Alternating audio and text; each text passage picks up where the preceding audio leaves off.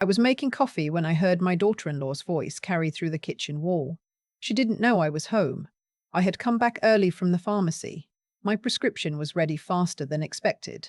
And I suppose she thought the house was empty. She was on the phone in the living room, and the way old houses are built, sound travels in ways people forget. "Just drop them off at Mildred's," she said. "She doesn't have anything going on for Thanksgiving. She'll be fine with it." I stood there with the coffee scoop in my hand. She was talking about me. "My name is Mildred. I'm 68 years old. I live alone in the same house in Dayton, Ohio, where my husband Gerald and I raised our son for 22 years. Gerald passed 14 months ago, pancreatic cancer.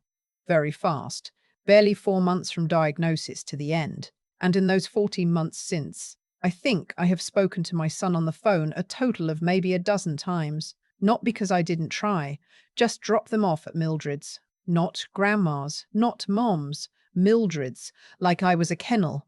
Let me back up because the Thanksgiving conversation was just the moment everything became clear. It wasn't where the story started.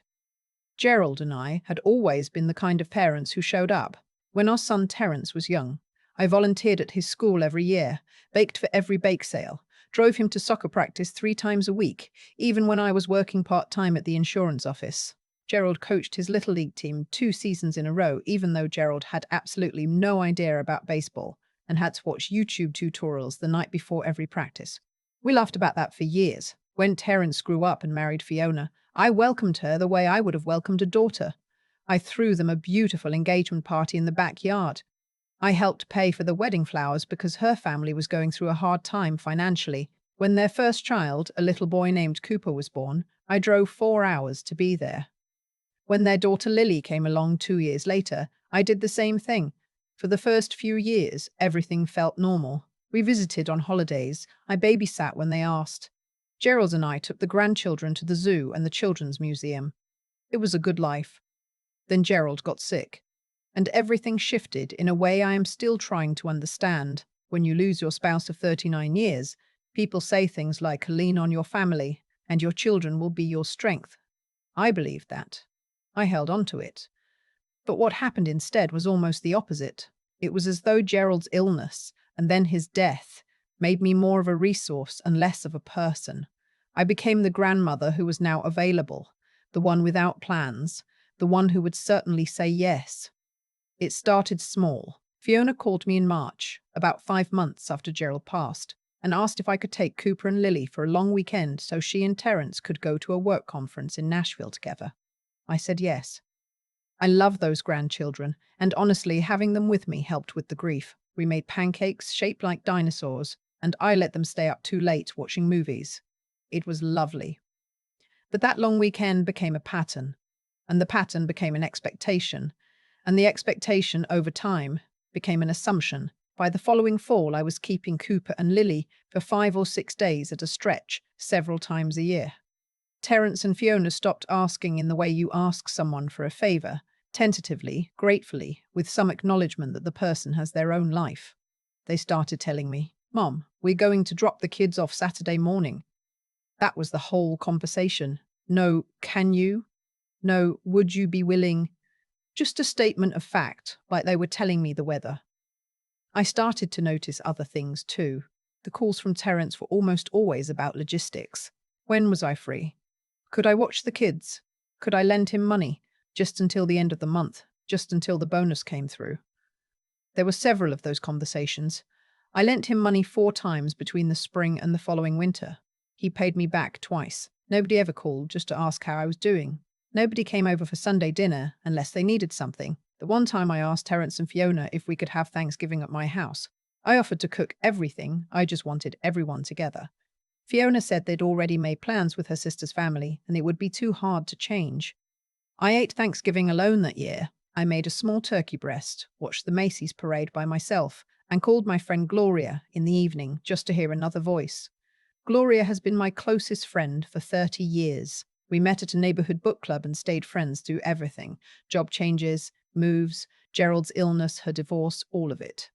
She's the kind of person who tells you the truth even when you don't want to hear it. After I told her about that Thanksgiving, she was quiet for a moment and then she said, "Millie, When is the last time any of them asked how you were doing? Not what you could do for them, how you were doing. I thought about it. I couldn't remember. Still, I kept telling myself it would get better, that they were busy, that raising two young children and managing careers was genuinely hard, and I shouldn't expect more. I am not a person who gives up on family easily. My mother raised me to believe that you hold on, you show up, you keep the door open. So I held on. I showed up. I kept the door open. And then came October, and the conversation through the kitchen wall. Terence and Fiona had brought the kids over for the afternoon. Not to visit me, exactly, but because they had an appointment and needed someone to watch Cooper and Lily for a few hours. I was happy to do it. I took the children to the backyard and pushed Lily on the old swing set, and afterward they watched a movie while I started a grocery list in the kitchen. Then Fiona's call came in. I heard her say my name the way you say a place's name, not a person's. She doesn't have anything going on for Thanksgiving. She'll be fine with it. The voice on the other end said something I couldn't make out. No, it's totally fine, Fiona continued. We'll drop all four of them with Mildred Thursday morning and pick them up Sunday. She loves having the kids. It's good for her. 4 children. Terence and Fiona had 2. Cooper, 7, and Lily, 5. The other 2 would be from somewhere else. I would find out later they meant their friends' children, a couple named something I never caught, who also wanted to go away for the long weekend. So the plan was, drop 6 children, 2 theirs, 2 belonging to people I had never met, with the 68-year-old widow for 4 days over Thanksgiving. No asking, no discussion. Just an arrangement made on a phone call I was not supposed to hear. I stood in my kitchen for a long moment. The coffee was still brewing. The grocery list sat half-finished on the counter. Something settled inside me. It wasn't anger exactly. It was more like clarity. The kind that comes after you've been confused for a long time and suddenly see the shape of things. I finished making my coffee. I went to the living room and smiled at Cooper and Lily watching their movie. I didn't say a word to Fiona when she came in from the other room. She didn't know I'd heard. I kept things perfectly normal while they were there, and when they left, I went back to the kitchen, sat down at the table, and thought for a long time. That evening, I called Gloria. I told her everything. The phone call, the 4 children, the 4 days, the friends I'd never met. She didn't say I told you so, even though she had in her way. She just listened. And when I was done, she said, "So what are you going to do?" I said, "I think I'm going to go to Asheville." There was a pause and then she laughed. "I have a friend there with a beautiful Airbnb. Can you come?" "Millie," she said, "try to stop me. I want to be very honest here, because I have thought about this a lot since then. What I did was not about revenge. I know some people will hear this story and think I was trying to punish my grandchildren or hurt my son or prove a point in some dramatic way. That is not what it was. What it was this. I finally decided to take myself seriously. For the first time in a very long time, I asked what I needed, what would make me feel like a person and not a convenience, and then I did that thing. I needed Thanksgiving. I needed a real one, with warmth and food, and someone who actually wanted to be in the room with me, not because I cooked everything, not because I was useful, just because. I didn't tell Terence and Fiona I was going. I know that sounds extreme, but I thought about it carefully. If I told them ahead of time, one of 2 things would happen. Either they would talk me out of it with guilt or logic, or they would simply scramble to find another arrangement, and the whole situation would resolve itself without anyone learning anything. Neither outcome seemed right. I needed them to understand, to really feel that I was not a given, that I had my own life, my own needs, my own plans. I booked the trip the following week. Gloria confirmed her friend's Airbnb in Asheville, a small house near the Blue Ridge Parkway with a wood-burning fireplace and a wraparound porch. We'd drive down together Wednesday afternoon, 5 nights. I bought a new dress, a dark green one with small buttons down the front. I hadn't bought myself new clothes in almost a year. I made a reservation at a restaurant in Asheville that had been reviewed in Southern Living. A proper Thanksgiving dinner, all the courses, a live musician playing in the corner. I made the reservation for 2 and felt something in my chest loosen that I hadn't even realized had been tight. In the weeks before Thanksgiving, I went about my normal life. Terence called once to confirm the plan. I said, okay, without volunteering that my plan had changed. I also want to be clear, I did not deceive him maliciously. I simply did not correct his assumption. There is a difference, I think, between a lie and the long overdue silence. The Wednesday before Thanksgiving, Gloria arrived at my house at noon. I had already packed. She took one look at my suitcase and my green dress in its dry cleaning bag and said, "You look like a woman with a plan." "I do have a plan," I said. We loaded the car and drove south. Asheville in late November is something. The mountains are bare but beautiful, all grey and silver, and the occasional burst of rust-colored leaves still clinging to the oaks. The air is cold and clean and smells like wood smoke. We stopped at the little cafe outside of Hendersonville for pie and coffee, and I remember sitting across from Gloria and thinking, I can't remember the last time I felt like myself.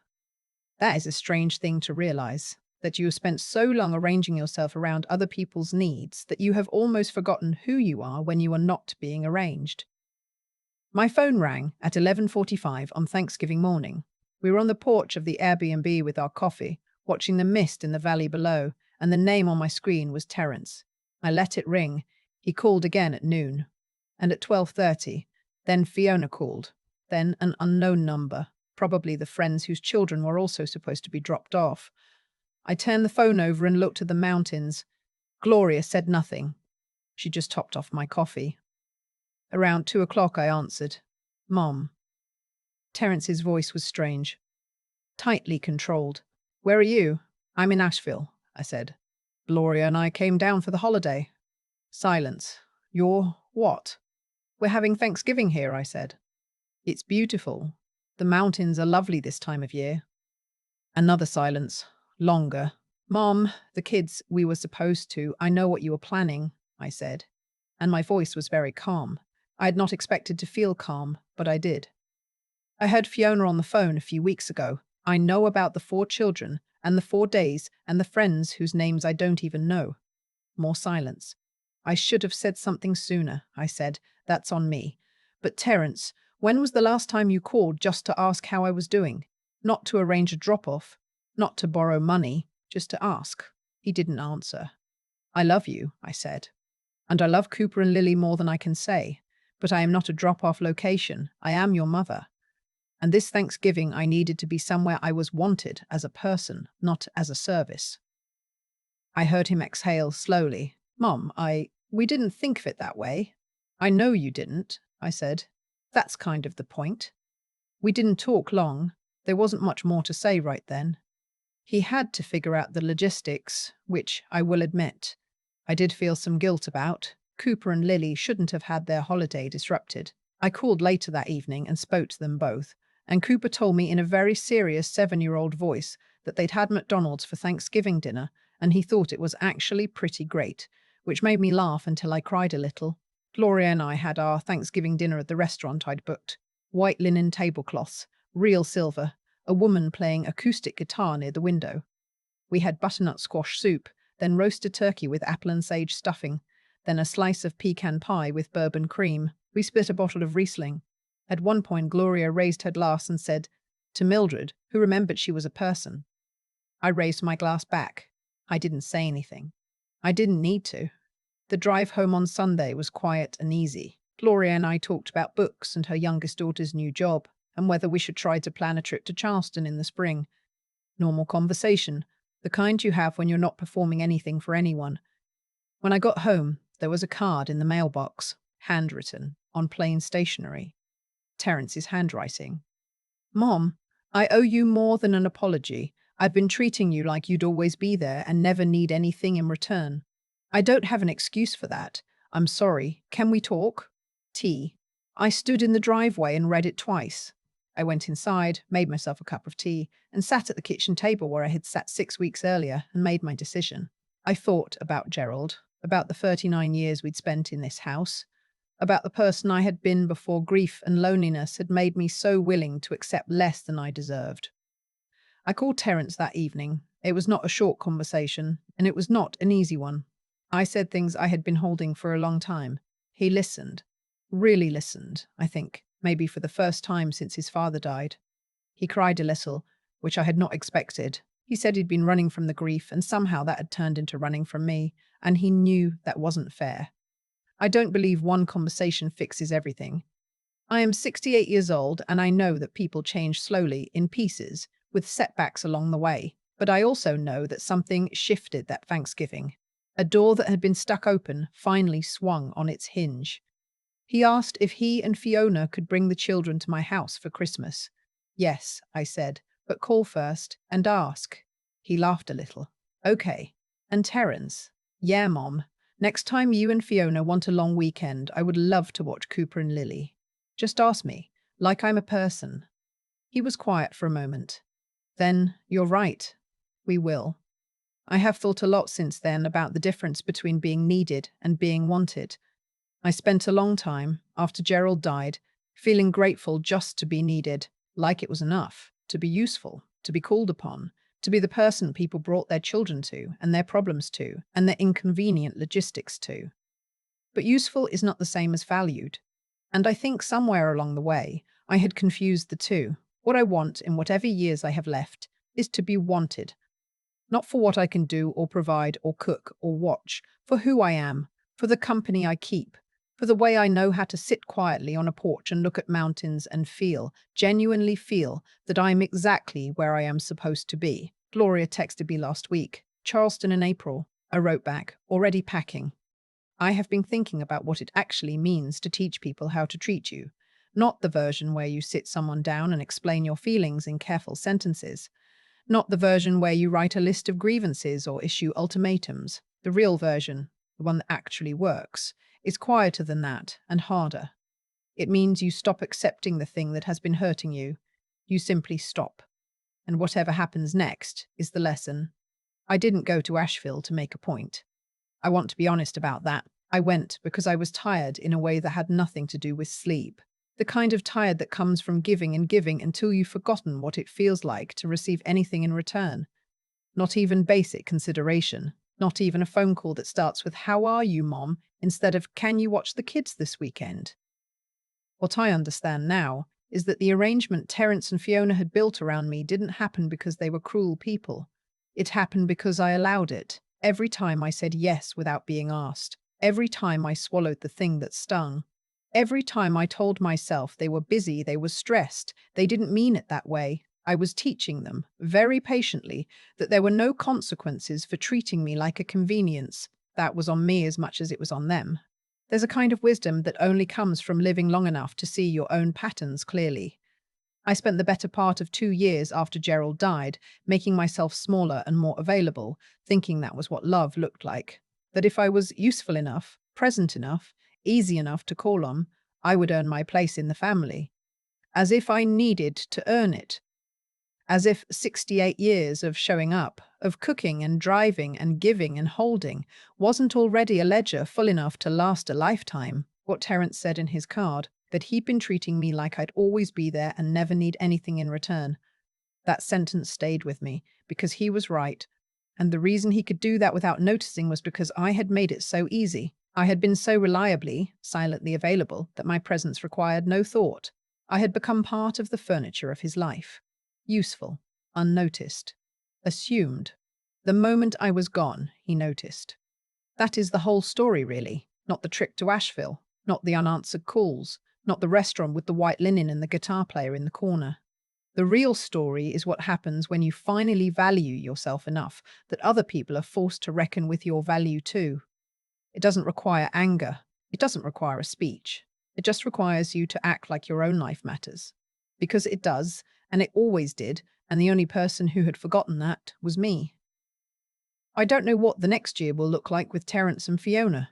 I know that one honest conversation doesn't rewrite years of habit overnight. There will probably be moments when old patterns try to creep back in, when the phone rings and the ask is too large and the gratitude too small. And when that happens, I'll remember how it felt to sit on that porch in Asheville with a cup of coffee and no obligations, and the whole Blue Ridge spread out in front of me. And I'll remember that I have a choice. Gloria's already looking at flights to Charleston. I told her to book 2 seats.